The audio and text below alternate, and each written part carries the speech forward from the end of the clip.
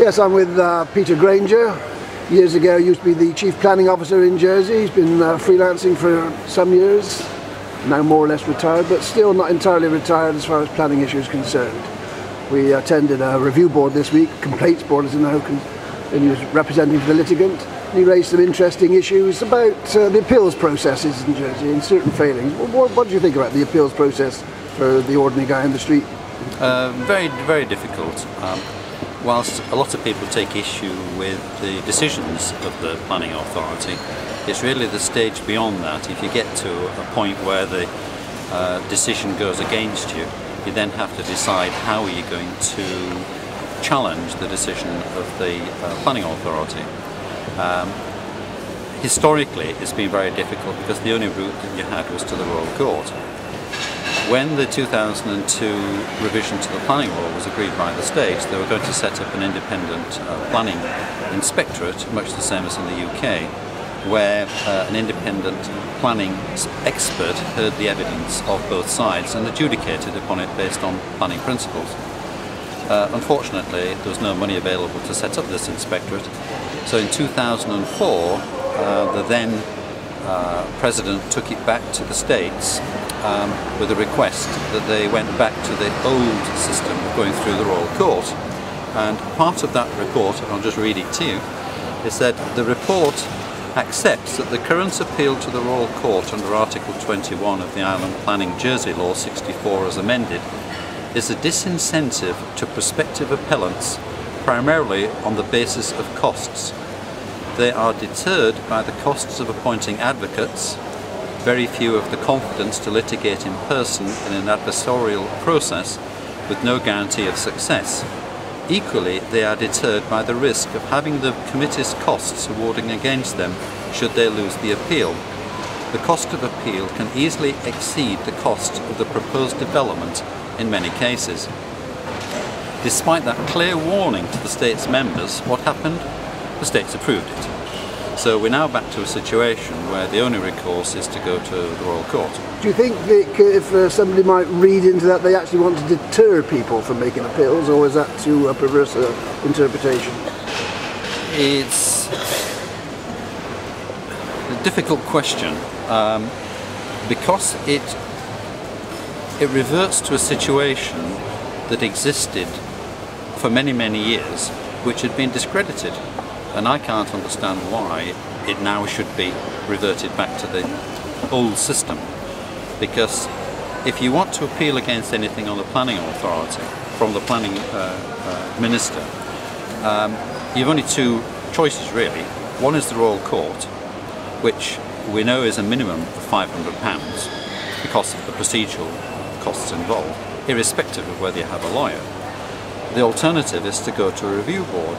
But the minister clearly states that if it goes to a review board and you win, then there's no obligation upon the minister to have any regard whatsoever to it. And so that was a review board you were at, and you raised the human rights implications. Obviously that not being an enforceable decision, that in itself is a human rights issue. It is indeed, yes, because you're not allowed a fair hearing. Whilst it's not just a question of being fair or reasonable, it is a question of cost. If you go to the Royal Court, there's other cases where the appellants have racked up costs of nigh on £45,000, and even if they win, they've only been awarded £30,000 in costs, so it's cost them £15,000 to win against the planning authority. Well, how can that be equitable? And you did make the point that it could be very simple little applications which people were having to appeal against. Yes, that I know it was criticised that if, for example, you put up a dormer window which may cost £1,000 and it gets rejected, who's going to spend £500 appealing against it? If you lose, then you may have to pay your costs, so that you've incurred another £1,500 on top of that.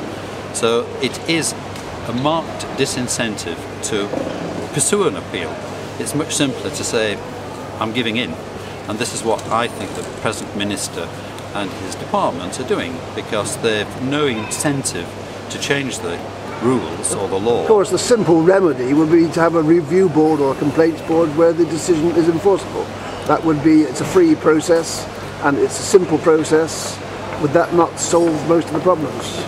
Not a review board per se, because the review board as it is purely an administrative review board.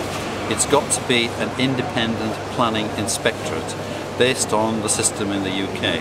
Over there, if you've got any sort of appeal, it doesn't cost you any money to appeal against it. You've got a professional planner adjudicating upon the application, and the decision is binding. And there wouldn't be that many arise during the course of the year, what do you think, in Jersey? I mean, they did talk about 2,500 applications per year. Yes, but when you look through the list in the JEP, to my mind, a lot of the applications would, if you looked at them carefully, come under exempted development regulations, and I can't see where you've got simple, for example, replacement of windows, things like that, then they should be exempt development. Well, of course, the Minister is talking about extending the exempt development anyway. He's trying to free it up, he says. Well, because, yes. Because of the sheer workload that they've got trying to deal with those applications. Yeah, and the majority of them don't have any prejudice to anybody else. Therefore, it is a reasonable requirement to extend the exempted development regulations.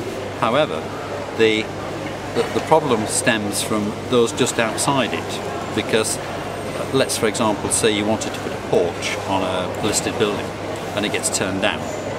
What are you going to do? Challenge it to the Royal Court? Of course you're not, you're just going to give in. And until it's recognised by the politicians that it is an unjust system, then I think the present system will just go on, because the Minister knows that he's not going to be challenged. Of course, that listed buildings was another thing you raised during this particular appeal, because the facade of the building was supposedly protected, though it wasn't quite clear why it was protected, but the entire rest of the site was subject to that limitation for some obscure reason. Very strange. It is a very obscure reason. The list that was produced of buildings of local interest, when you think there's more than 3,200 buildings on this list, the way that the Minister has managed to obtain control over these so-called buildings is really a backhanded way of doing so. Because if you've got an SSI, you've got to inform the owner of the property, you've got to then go through a normal process, they can make representations, you can appeal against that decision. The buildings of local interest are just added to a list. Initially, it was primarily because of the facade or street value. Now they're trying to extend it to the whole of the site. Well, in reality, they have never identified the front facade as to why it is of significant interest. And they can't have it both ways, but they are trying to have it both ways. When you think, for example, that a city like York that's got 2,000 years of history has got about 1,000 listed buildings, we have got 3,000 listed buildings. It is totally unreasonable for the island. And something should be done about it. And I know the Minister has suggested that, or is in the process of doing something about that at the moment. But it really needs a rational overhaul. Another aspect of cost which got raised minimally in your appeal was about the sort of preference for the current Minister for employing architects as opposed to plan drawers, I think. Well, obviously there's cost implication for that. Can you expand on that? Yes, there is. That for some reason the Minister seems more inclined to support well-known architects' applications than the so-called plan drawers. But the majority of the draftsmen prepare applications are relatively straightforward applications, and they shouldn't need anybody of great significance. But it's quite clear from some of the approvals that you've got that they have been pushed through because of the name of the architect rather than on the merits of the building itself. It's there's a bit of a trend going on. Do you think for the normal guy, the small guy, the one-time, lifetime application, the bureaucracy seems to be getting a bit top-heavy? It's too heavy. Again, it's a disincentive. When you bear in mind that for, let's say, a relatively straightforward application, it costs you about £750 to £1,000 to put the application in, you should be receiving positive advice from the department, not just simply saying it doesn't tick these boxes, let's reject it. They should be providing a service that justifies the expenditure of the £750 to £1,000. Well, certainly in your time when you were the planning officer, there was a different atmosphere. There was much more consultation, pre-application advice for free with the planning office. That seems to be rather difficult these days. Yes, I think there's more positiveness then. there was not as much box ticking. But whether it's political or professional, everyone seems far more pedantic about the detailing. I mean, who, for example, is going to worry whether a glazing bar is half an inch or 3/4 of an inch in old money? But they do. Okay.